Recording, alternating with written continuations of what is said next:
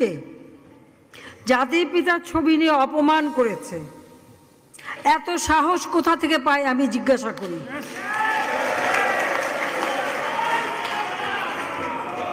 আমি জানি না আমাদের হাই কমিশনার এখন কারা বসেছিল এবং তারা সেখানে কিছুই করতে পারলো না কেন, সেটাও বড় প্রশ্ন।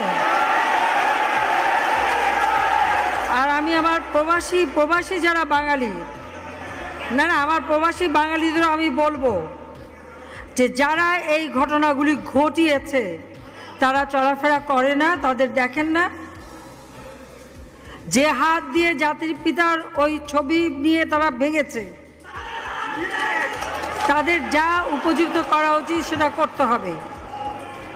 কারণ জাতির পিতার নাম মুছে ফেলার চেষ্টা করা হয়েছিল, তো তারিখ যেহেতু দূরের কথা, ওর বাপ তো চেষ্টা করেছিল এই নাম মুছতে, ওর বাপও চেষ্টা করেছে, মাও চেষ্টা করেছে। তারা কি পেয়েছে নাম মুছতে?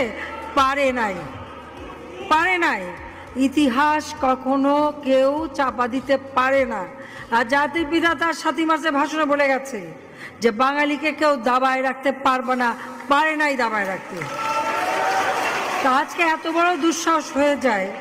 হ্যাঁ, আমি প্রধানমন্ত্রী এসে আমারটা যা করুক ওটা আমি কিছু মনে করি না, কিন্তু তিনি আমাদের জাতির পিতা, যে আইন আছে সেখানে হাত দেবে এত সাহস কোত্থেকে পেল? তারেক যে ভুলে